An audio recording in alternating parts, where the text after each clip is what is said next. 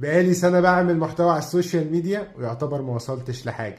ممكن تجري الفيديو ده عشان مفهوش محتوى السوبر هيروز زي ما انتم متعودين.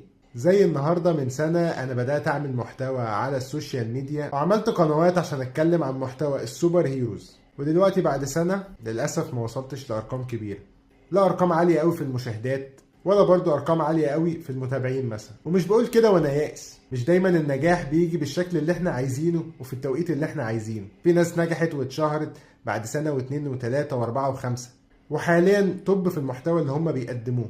وانا بدأت عشان انا كنت حابب ابدأ في حاجة انا بحبها، ومبسوط بنفسي جدا ان فضلت مستمر يعتبر بشكل كبير جدا خلال السنة اللي بدأت فيها دي.